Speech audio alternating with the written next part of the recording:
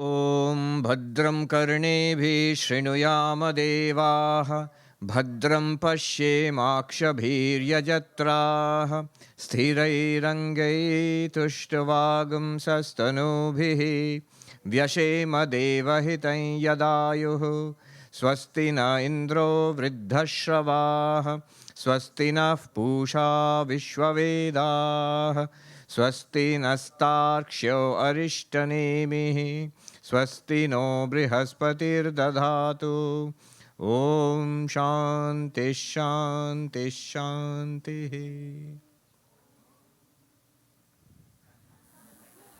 Yes, Om, peace, peace, peace. So in this final talk, instead of making it a concluding talk, I wanted to make it a continuing talk. So we have seen the Mandukya Upanishad, the 12 mantras, and a few Karikas by Gaudapada.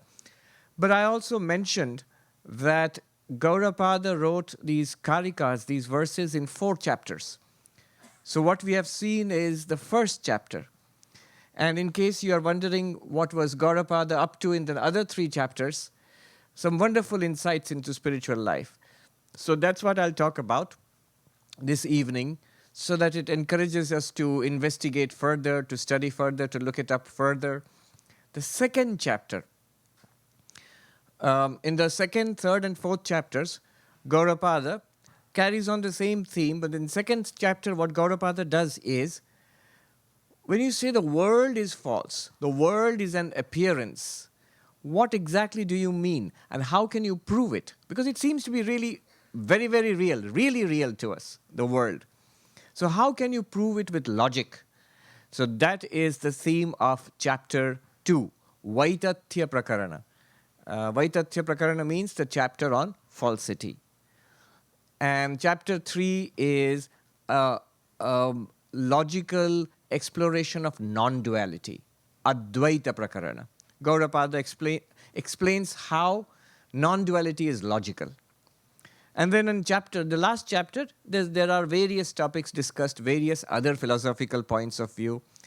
Alata Shanti Prakarana, the chapter on the quenching of the firebrand. But anyway, what I'll do this evening is pick out one verse, just one verse, from Gaudapada's second chapter, the Vaitatya Prakarana, the chapter on falsity, where Gaudapada does not hesitate to say shocking things, stunning things. So this verse, which I'll take up, it's one of the most shocking. We already know the Mandukya Upanishad, the central teaching. It's an exploration of our experience of life, of ourselves. So ourselves are understood as having 4 aspects: waking, dreaming, deep sleep, and the real aspect, pure consciousness, which is the ground of the other 3. So I've repeated it enough. By now you all know, yes, go on, we know what you're going to say. So we are the pure consciousness in which we experience ourselves as a waker experiencing a waker's world, a dreamer experiencing dreams, and deep sleep experiencing, I'll say within quotes, experiencing the blankness of deep sleep. In another way it is put, the 3 aspects are the gross aspect, that is the physical aspect, when we experience a physical world out there, forms and sights and sounds and smell and touch. That's one. The second aspect is the subtle aspect, where everything is within the mind. Dreams are within the mind. And the third one is the causal aspect, in Sanskrit, karana. Causal aspect, the deep sleep state is called the causal state, because it's seen as a seed from which the waking and dream emerge.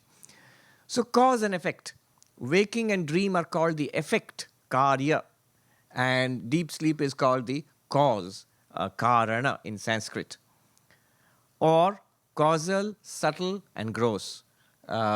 Karya, the karana, the causal, subtle is sukshma, and the gross is sthula.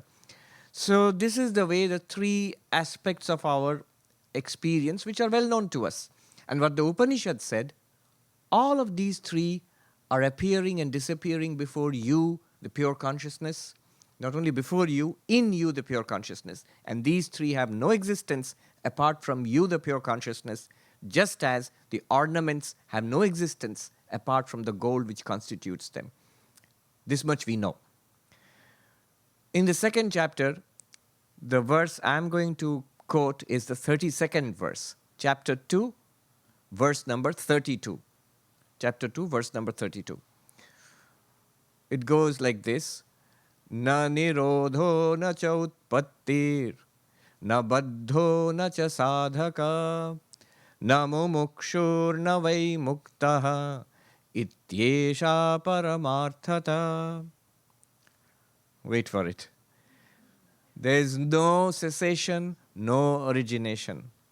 Nobody who is in bondage, nobody who is a spiritual seeker, nobody who is liberated or seeking liberation, nobody who is seeking liberation or liberated. What's this? Such is the ultimate truth. Ityesha paramarthata. Shocking. See, the way we have understood the entire spiritual quest, Gaudapada seems to turn it upside down completely. What is the story that we know? The Buddha, for example, puts it very well. There is suffering, dukkha, the first noble truth. And there is a cause of suffering, our desires, trishna. And there is an escape, a freedom from suffering, nirvana. And there is a way to do it. Spiritual practices, the eightfold way, marga or ashtanga marga. Now this is just like a doctor tells you, here is the disease, it has a cause, it has a cure, and it has a treatment. So that's basically the outline of the spiritual path as we know it. We know we are in bondage. Here I am, here is this body, I seem to be identified, trapped with this body. It is changing, aging, disease and death and suffering are there. I am in this world, people are nasty to me, rude to me, mean to me, and I suffer. And my fortunes go up and down with the Wall Street index, the stock market. All of this happens. I seek fulfillment and I'm frustrated. Maybe I get something and that's not enough. Maybe I do not get what I want and I get what I do not want. All of these things happen in life and this is bondage. And I'm told on top of this, that this is not the only time. I have done this many times earlier and I'm yet to do this many more times. There's this cartoon I saw where this American, I think I mentioned it, American guy is talking to an Indian guy and the American guy says, I'm a born-again Christian. And the Indian guy says, I'm a born-again and again and again Hindu. Whether Hindu or Buddhist or all the Indian philosophies, they all believe in many lives, that we have had many lives earlier. And until we get liberation, until we get moksha, until we become illumined, we will continue to repeat this. Maybe not the exact same thing, but variations on this theme with more or less the same results. Maybe a little better sometimes, a little worse sometimes. And this will go on until we learn to realize what we truly are. There was a joke I read. When you go for this medical insurance, in America, it's terrible. Lots of paperwork and everything. You have to go for medical insurance. They'll ask you a lot of questions about your health, your previous illnesses, and so on. So there's this joke. It says, one of the questions, and if you are a Buddhist, what was the cause of your last death? Cause of your last death. So the idea is that we are in bondage. We know this is called samsara. This is what is going on, and we are trapped in this. Gaudapada says, no bondage. Not only this, we know that we do spiritual practices. We want liberation. We have heard of people who are enlightened, who are liberated. The Buddha is one of them, and so many others. Religion promises us deliverance from suffering in different ways. Some promise heaven, some promise nirvana, some promise many ways, salvation. But in many ways, religion does promise a freedom from suffering. And we want it. And for that we do things. We practice. We do yoga and meditation and prayer and study and good works. We believe in religion, belong to churches. So many things that we do. Spiritual practice. And here is Gaudapada saying, There is no liberation. There's nobody who's liberated. And there's nobody who's a spiritual practitioner. There's no spiritual practice. But remember, at the end he adds, from the ultimate point of view. From the ultimate point of view. What is the ultimate point of view? The point of view of the fourth.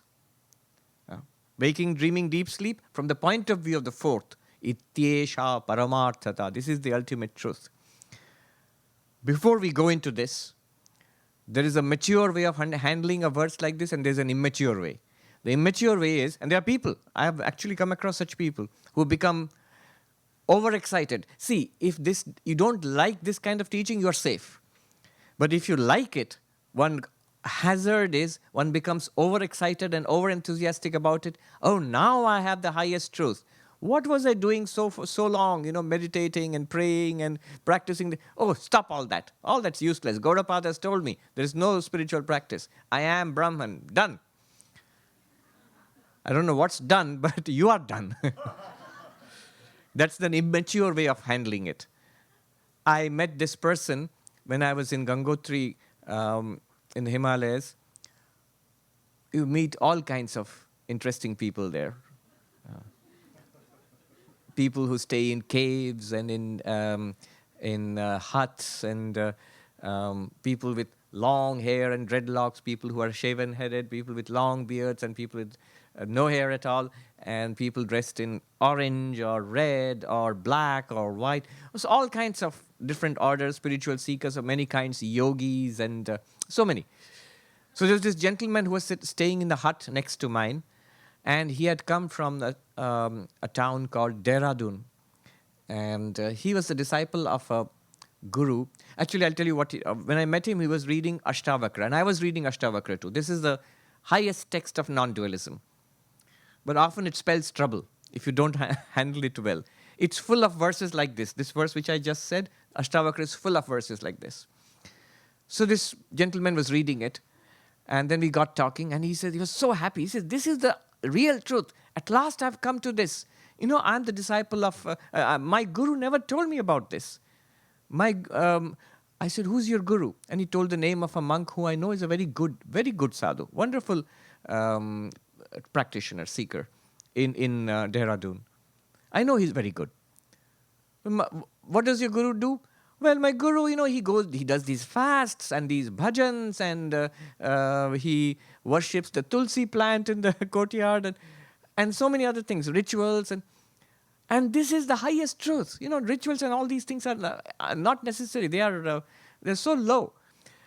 And he never told me about this. So I asked him, does your guru know this book? So, yeah, I found it in his library. So do you think he has read it? I think he has. And after reading this also, he's doing all the rituals and the meditation and the fasting. And he said, yeah, that's true.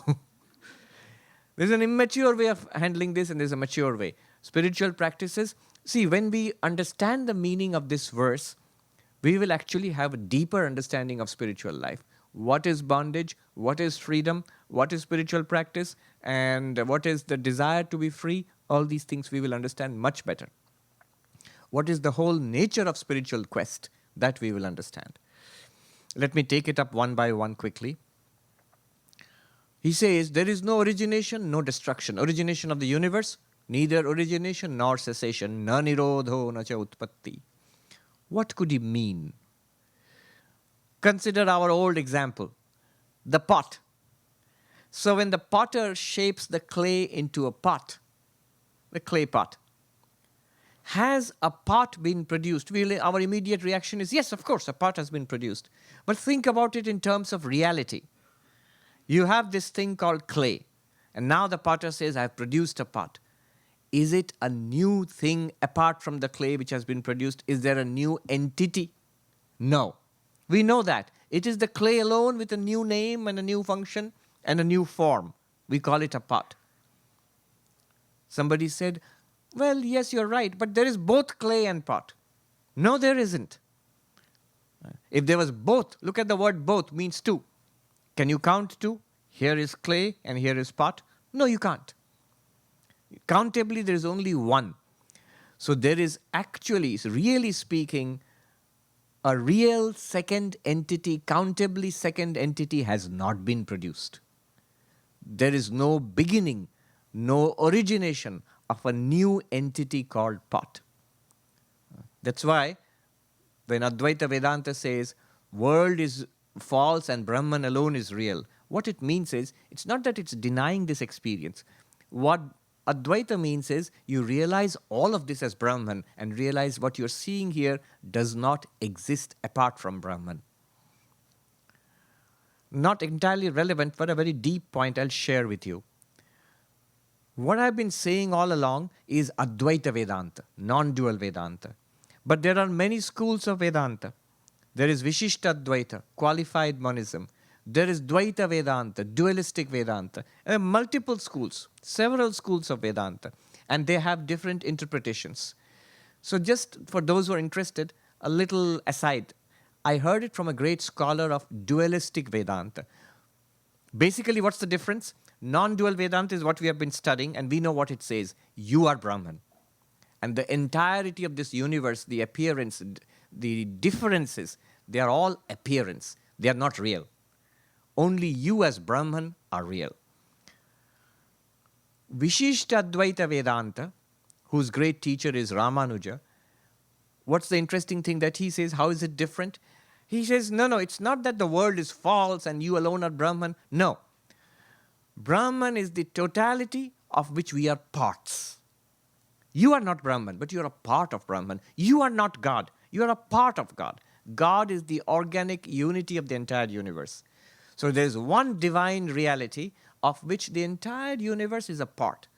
So there are sentient parts like ourselves, and there are insentient parts of God, like this table and chair and the sun and the moon. All of these are parts of God. Not one with God, not identical with God. You cannot say, I am Brahman, but I am a part of Brahman. Yes. You are Brahman in the sense a ray of light is the sun. Yes, it's the sun, but it's a tiny part of the sun.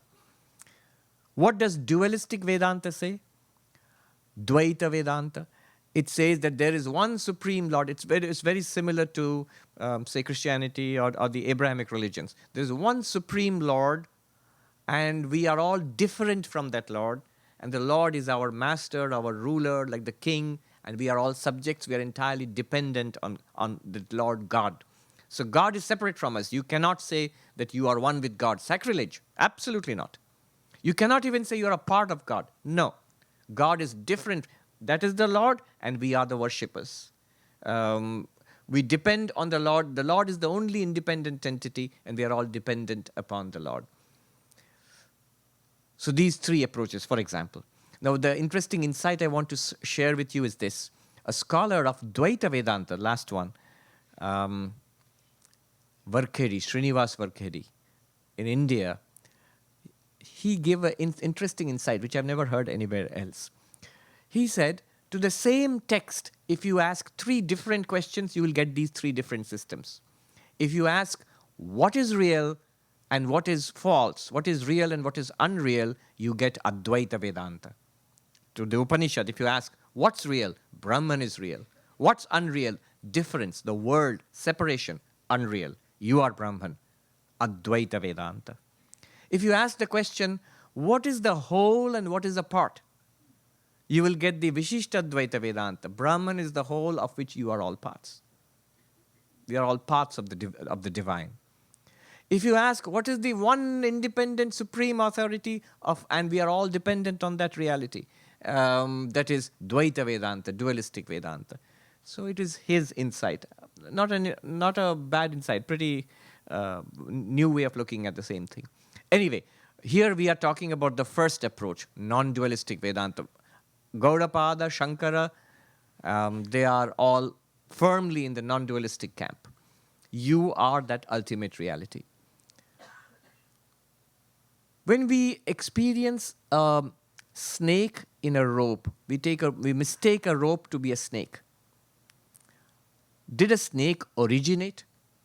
Was a snake born? Were there eggs out of which a little snake came and then it grew and started wriggling on top of the rope? No, not at all. There's no snake there at all. It's a mistake. There's only the rope. So no snake originated. And when you became enlightened, was the snake killed? Did you chase it away with a stick or something? No. There is no origination of that snake and no cessation of that snake either. In the same way, there is no origination of samsara and there is no cessation of samsara. Here is another deep point. What is the nature of this samsara? If you ask a dualistic school of Vedanta, they will say it's real. God has created this world. If you ask Advaita Vedanta generally, Shankara for example, he'll say Brahman alone is real, but because of Maya, Brahman appears in this form. Because of sleep, you have dreams. Your mind alone appears as all the creatures in the dream. In the same way, Brahman appears in all these forms. Gaudapada goes one step further. Gaudapada goes one step further. He says, there is no samsara at all. There is no origination, no cessation. So Gaudapada's approach has a special term. It is called ajati or ajatavada, the doctrine of non origination. Shankara's idea is nothing really originated, but because of Maya it's been projected. Gaudapada says no projection, forget the projection business. There is only Brahman. There is no, all that appears has no intrinsic reality of its own. In Gangotri I met this monk, very strong non-dualist. He passed away a few years ago, but he has been there for 40 years. So I used to go and attend classes under him, the Ashtavakra classes. He told us a story that many years ago, a television crew came to Gangotri. Gangotri is the place where the river Ganga originates, high up in the Himalayas. So Gomukh is the place where it originates actually, but it flows down into Gangotri. And Gangotri itself, it's a valley, but it's 10,000 feet high in the Himalayas. Now the story is, what he told me was, a television crew came to take pictures of that place. And because that Swami had been there for 40 years, he had never seen this new technology, television. So they wanted to show him what it's like. So they rigged up a generator, and they put a TV set, and they pointed the camera at the river. And the Swami was telling us, it's childlike, he was telling us, monks in Hindi, Mahatmas, I saw everything in that little box. The river is there, and it makes a gurgling sound also. And then I asked the gentleman, the TV gentleman, could I have a glass of Ganga water from that? And then the gentleman said, oh, Swami, there is nothing there. It just looks like that.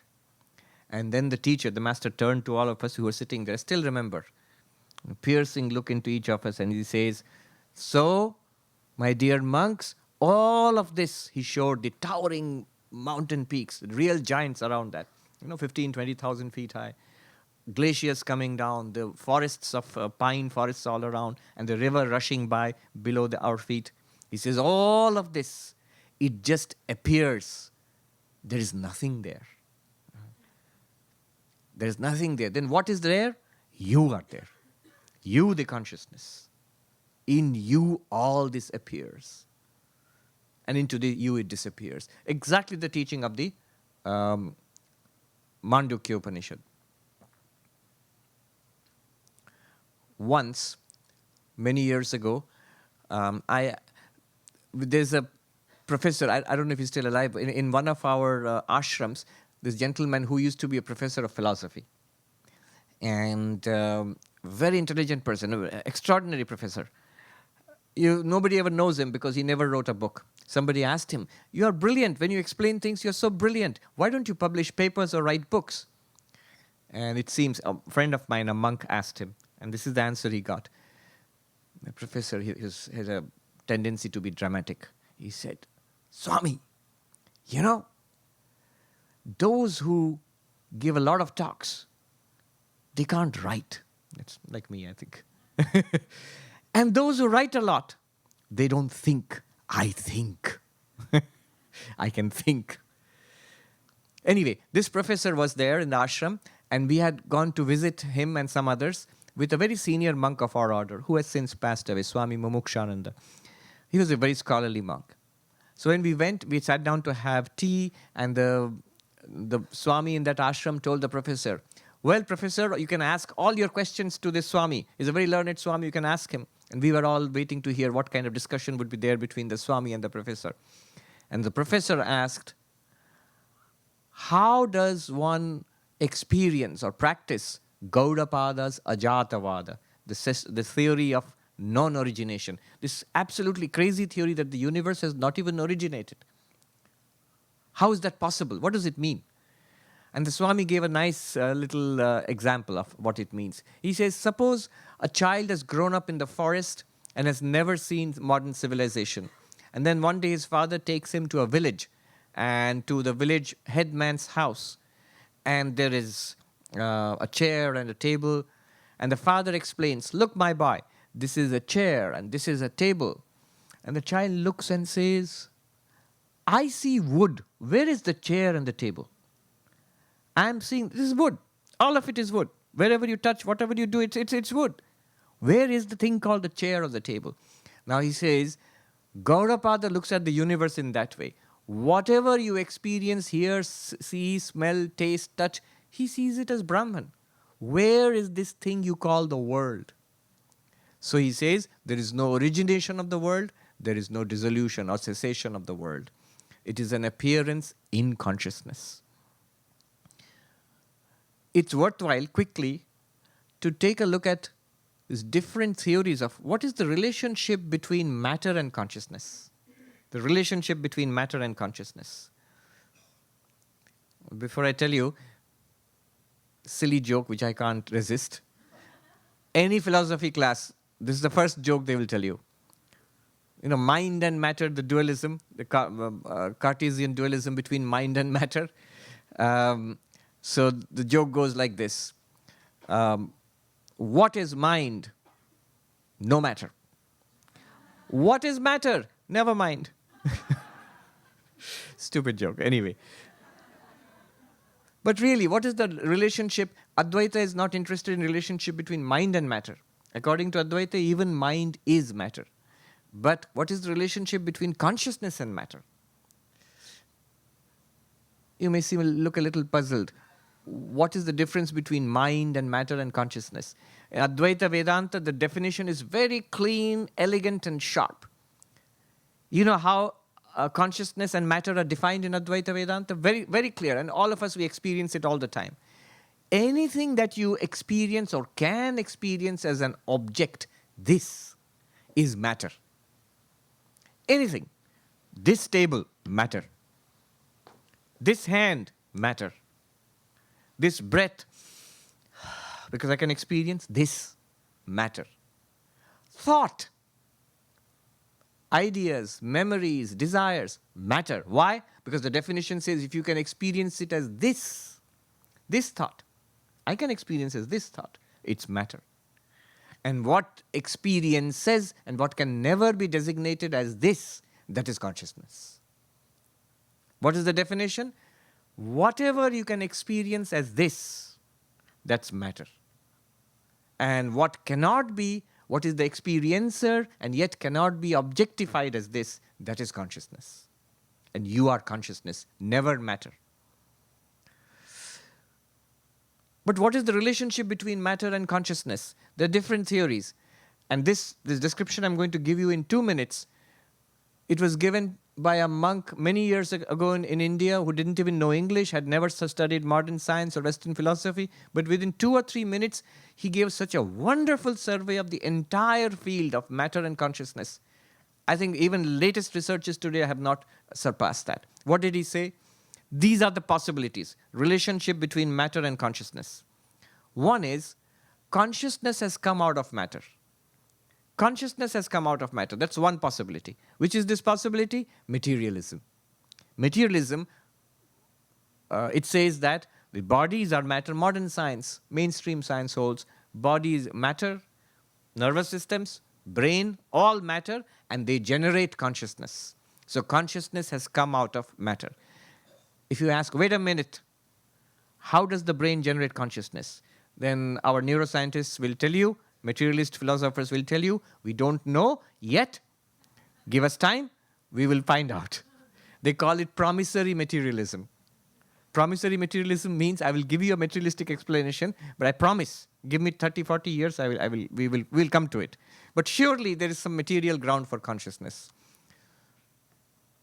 One leading philosopher, Galen Strawson, there was a very great one of the greatest British philosophers in the 20th century, P.F. Strawson. His son is also a great philosopher, Galen Strawson. He's in UT Texas, University of Texas, Austin, UT Austin. He said this idea that a physical system like the body can generate subjective experiences, consciousness, he says it's the silliest thing I've ever heard. He wrote an article saying, calling it the hard problem of matter. He says it's not a hard problem of consciousness. It's a very Advaitic approach. What he says is, we make up our minds, we have already assumed world exists, body exists, brain exists. Somehow brain is producing consciousness. We don't understand how. Hard problem of consciousness. But rather the other way around. Consciousness is the first thing that we experience. To experience anything, you must be conscious. So consciousness is the first thing that we have. We are aware. So awareness is the first thing. And then matter comes into our awareness. This world, body, mind, all of it comes into our awareness. He said what requires explanation is matter, not consciousness. And he says the more we investigate matter, the more matter is disappearing, vanishing before our eyes. Modern particle physics, we've gone down to atoms and subatomic particles and quarks, and now they're talking about superstrings and whatnot. Bottomless, unable to find. As he says, matter is disappearing before our eyes. Consciousness does not require an explanation. Matter requires an explanation. All right. So, consciousness is originated from matter, materialistic theory. And in ancient India, this was the theory of the Charvakas, the ancient materialists. Second theory, the opposite. Matter has originated from consciousness. Advaita. No. Didn't we just read? Didn't we just hear? No origination. So matter has not really originated from consciousness. No more than a pot has been really created out of clay. Matter originates from consciousness. Who says this? The theistic religions of the world. You might not think so, but imagine just recall what do they claim? All the theistic religions, the religions which believe in God, they all claim God created the universe. And if you ask them, is your God conscious or unconscious? Of course our God is conscious. They'll be upset. Of course God is conscious. God is sentient. And so God created the universe. Matter, energy, time and space were created by a sentient entity called God. But basically for our purposes, consciousness created matter. That's the second theory. The third theory is neither created the other. Consciousness and matter, Purusha and Prakriti, are parallel, are eternal realities. They interact, but they are independent and parallel realities. Sankhya and Yoga. The Yoga philosophy of Patanjali, the Sankhya philosophy of Kapila, they say consciousness is fundamental, matter is also fundamental, and they interact with each other. In fact, the latest understanding, we live in a very interesting time where this reductionism about consciousness is actually seriously being doubted. I mentioned David Chalmers earlier. David Chalmers is the head of the Consciousness Mind Brain Institute in NYU. He's the one who coined the term hard problem of consciousness. Hard problem of consciousness. He advocates a view called panpsychism. Panpsychism means this universe, matter, energy, time and space is real, but consciousness is also a fundamental reality. He says it's time to think of a crazy idea. He says it's impossible to explain consciousness through matter, so maybe we should entertain a crazy idea that perhaps just as matter and energy are fundamental, space and time are fundamental, in the same way consciousness also may be fundamental in the universe. Panpsychism. Of course, he's continuously attacked by many other philosophers and scientists. But anyway, at least some of the leading thinkers in this world today are seriously entertaining an idea which is pretty close. I was once in a discussion with. Have you heard of Deepak Chopra? Yeah, he's a famous many areas, but once in New York, I was in a discussion with Deepak Chopra in a dialogue about Vedanta at the Rubin Museum. So when I mentioned David Chalmers' hard problem of consciousness, he said to me in private before this talk in the green room, he said, Swami, these guys, they're taking our ideas and they're not giving us credit. Hindu or Buddhistic ideas, Vedantic ideas, Buddhistic ideas, they're not giving us credit. I said it's good that they're not giving us credit, because the moment a philosopher or a scientist says, I got it from Buddhism or I got it from Vedanta, the rest will dismiss it. Oh, he's become a religious nut, not worthy of being taken seriously. But if the scientist says, I have no affiliation with any kind of religion, and I am coming to this conclusion through sheer hard thinking, through absolutely on a scientific and philosophical basis in a modern sense, with no reference to ancient thought, then everybody is forced to take cognizance. You can't dismiss this person so easily. So it's good. We don't want credit. We just want the ideas to be to go out there and be accepted. So this is the third option. Sankhya and yoga, and today panpsychism. David Chalmers was interviewed once and about this hard problem of consciousness, and he said, he's very humorous. He's Australian. He's very humorous. He said, if you think about the problem of consciousness long enough, you will either become a panpsychist or you go into administration. Yeah. That's the third option. There is a fourth option. The Mahayana, Tibetan Buddhists, the Mahayana Buddhists, what do they say? The emptiness people. Everything is empty. They say neither matter is real nor consciousness is real. They arise and disappear together. One of the great Madhyamaka Buddhist philosophers, Chandrakirti, who was a commentator on Nagarjuna, he gives a very beautiful example.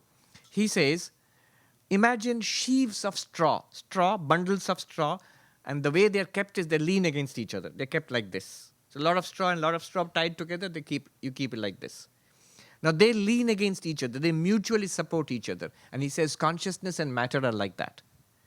Subject and object are like that. In waking and dreaming, you are the knower, this is known, and the two arise together and disappear together.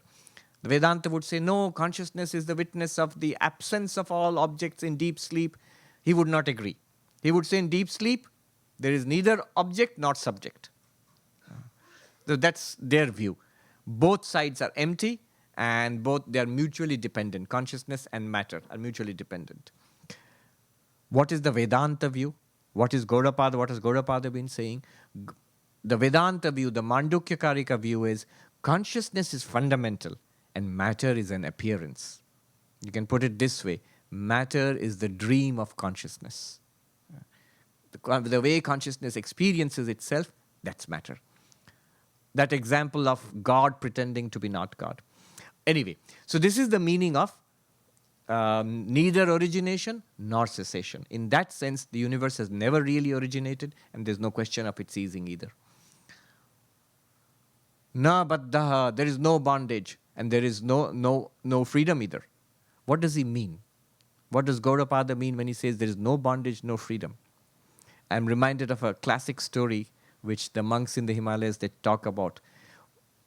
From the ultimate point of view, pure consciousness is always free. There's no question of bondage or freedom.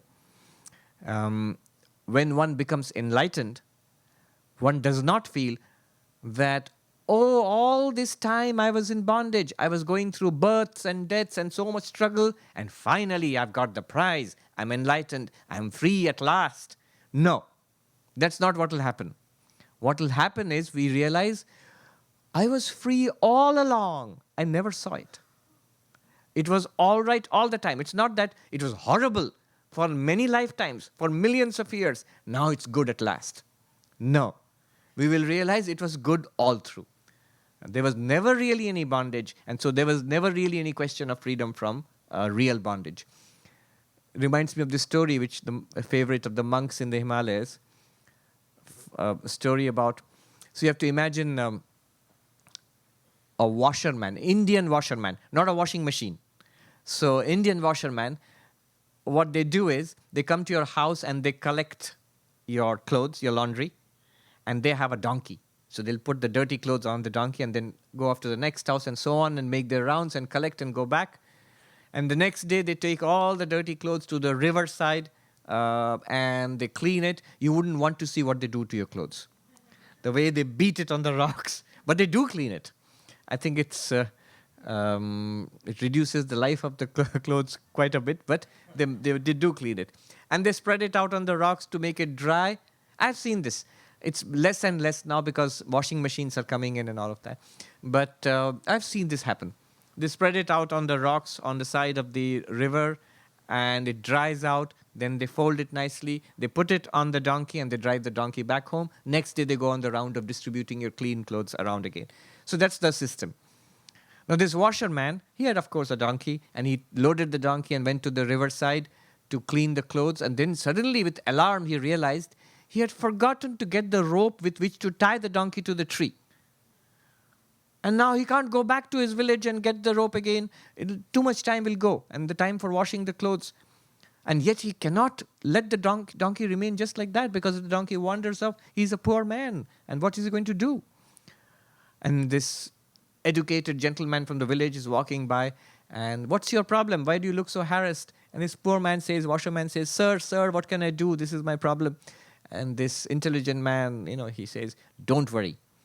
All you need to do is go to the donkey and pretend as if you've got a rope and pretend to tie the donkey. Let the donkey see that you're tying. Go through the motions. That's all. Yes, that's all. And so he does it. As if he's whipping out this rope and he's putting out the neck of the donkey and he's pulling the rope. There's nothing there. And the donkey is watching. Can you imagine flapping the big ears? And he ties it to the tree as if there's nothing there.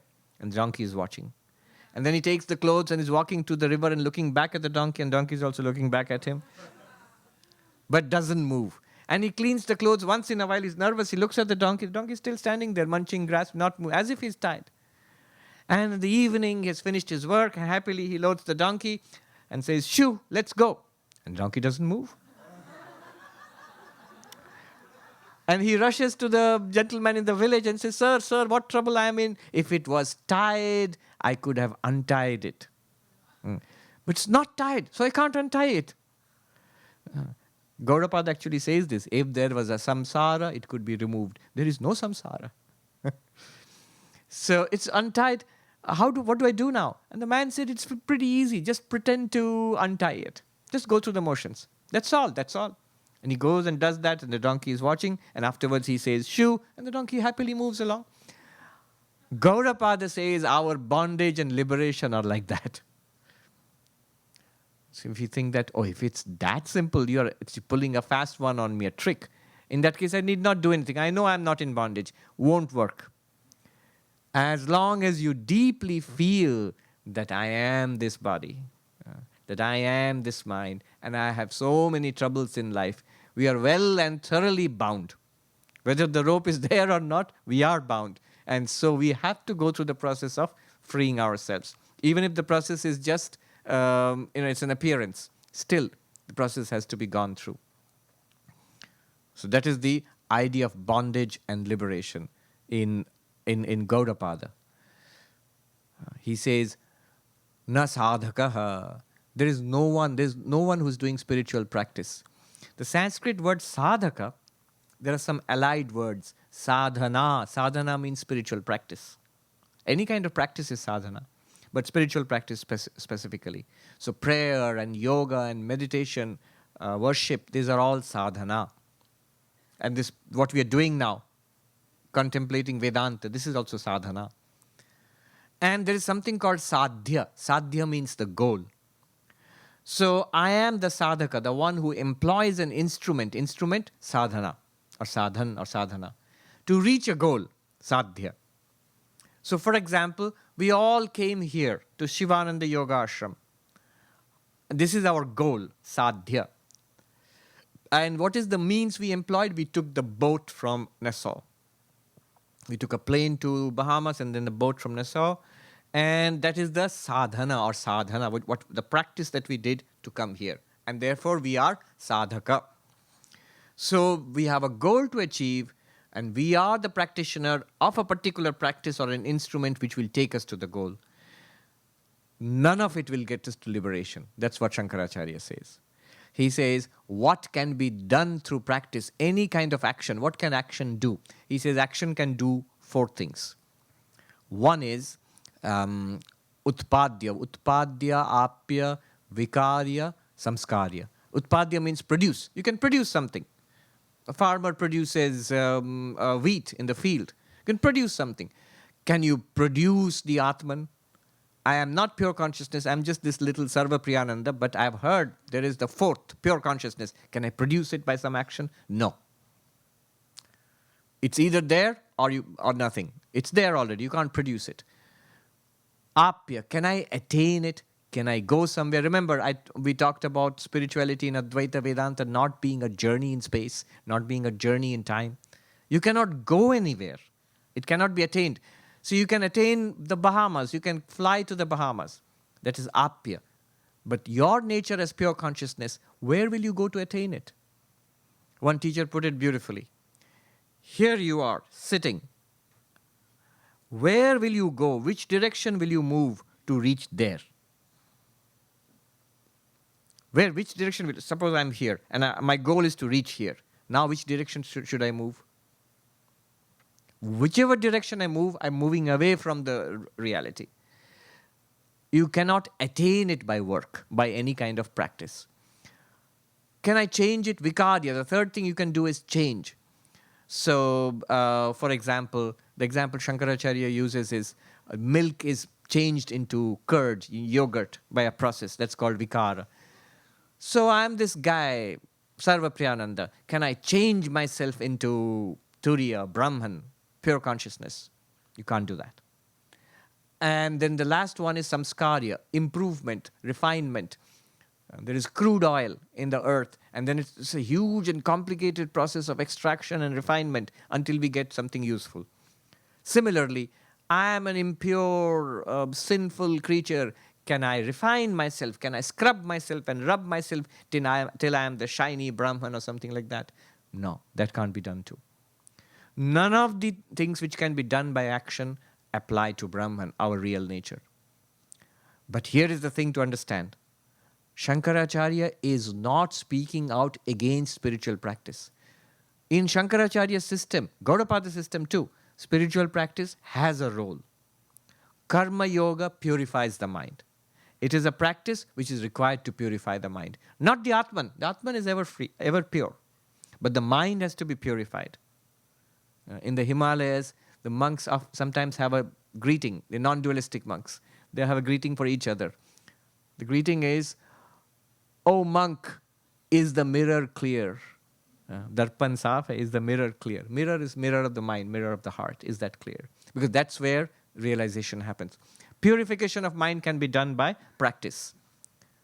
Meditation, yoga, is meant for concentration of mind. The purified mind is concentrated by yoga. But the realization of our real nature, that cannot be done by any kind of action. That is only through knowledge. It exists, and we only have to uncover it through knowledge. So that is na sadhaka. From the ultimate point of view, there is no spiritual practitioner also. Na mumukshu. There is nobody the mumukshu is an interesting word. It means the desire for freedom.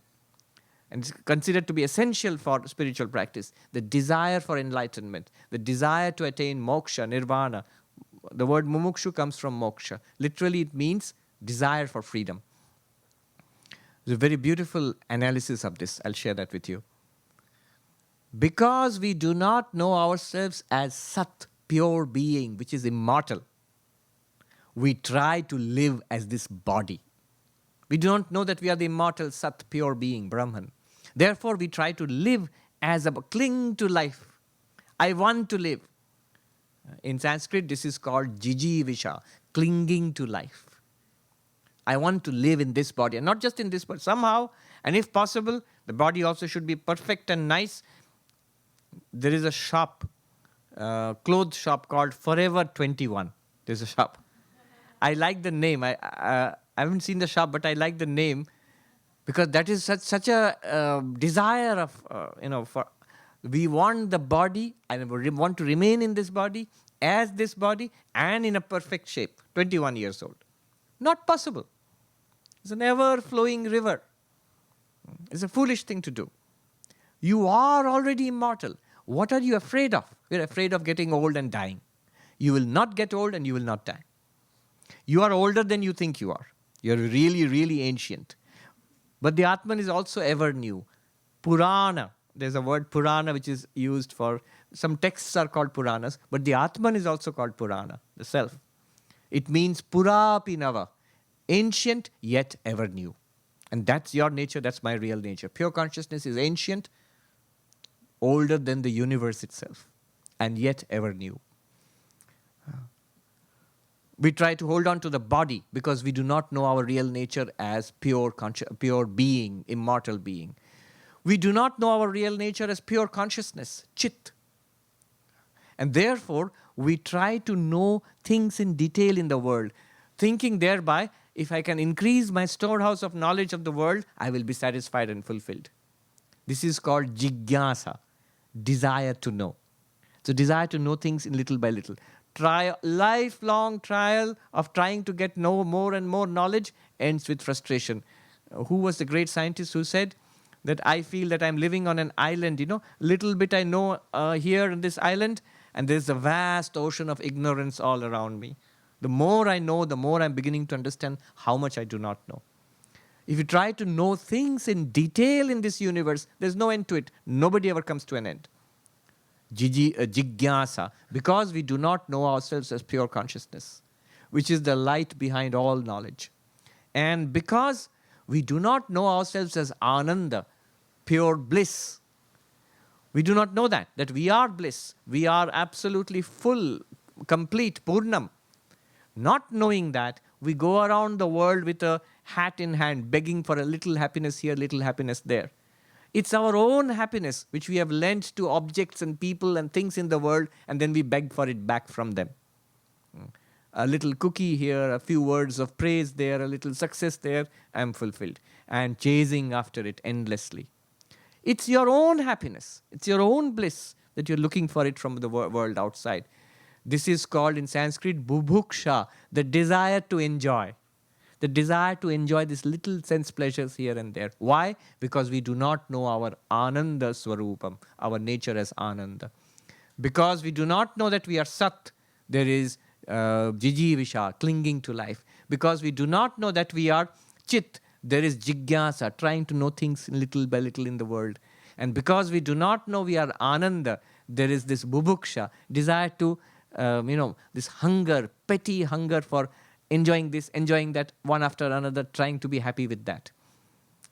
In order to counter these three, clinging to life, trying to know separately this world by little, and trying to get enjoyment through senses, satisfaction through sense pleasures, in order to counteract jijivisha, jigyasa and bubhuksha, a term comes, Vedanta puts forward, mumuksha. Mumuksha means trying to get freedom from these things. Trying to get freedom from these things. When we realize what we are, we realize we always were free. So mumuksha is not necessary anymore. That's why Gaudapada says, in your real nature, there is no need for mumuksha also.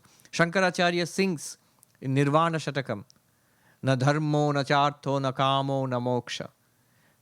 I do not want the conventional religion, dharma. I do not want pleasure. I do not want wealth. But then at the end he says, I do not want moksha. What could he mean? Moksha means spiritual freedom. He says, I do not want that also. Why? Chidananda rupaha shivoham shivoham. Because I am of the nature of existence, consciousness, bliss. Moksha is not something that I have to attain. It is ever attained. It is my very nature. So na mumukshu, na muktaha. But always remember, ityesha paramarthata. This is the ultimate truth. From the ultimate perspective, this is our real nature. From the transactional perspective, vyavaharika, all continues and should continue. Woe unto us if we suddenly decide, oh, I don't need any spiritual practice. No, no, no. Complete misunderstanding. Until you get the realization that you are Brahman, till that point, the pursuit should continue. Pursuit should continue. The seeking and the practice must continue. Otherwise, suffering is our lot. One more point I'll end. The Swamis, they put it very humorously in Hindi. I'll try to translate into English. After talking about all of this, one of the teachers, masters, he said, Mr. Vedanta, in Hindi he said, Vedanta Babu, Mr. Vedanta or Master Vedanta, you have said world is false, spiritual seeking is false, spiritual practices are false, liberation is false. What about you? Are you real or false? Vedanta itself. And Vedanta has the absolute honesty to say, I too am false. I am also an appearance. And I am also to be discarded when you are enlightened. God help you. Nobody can help you if you discard me before enlightenment. At enlightenment, when you realize, I am Atma Brahma, the Mandukya Upanishad says that this very self is Brahman. At that time, you can let Vedanta go also. I pray to the Lord that that enlightenment, that breakthrough comes in our lives and that we can manifest that realization in our thought, word and deed, become a blessing unto ourselves and a blessing unto humanity in this very lifetime itself. Om Shanti Shanti Shanti Hari Om Tat Sat Shri Ramakrishna. Thank you.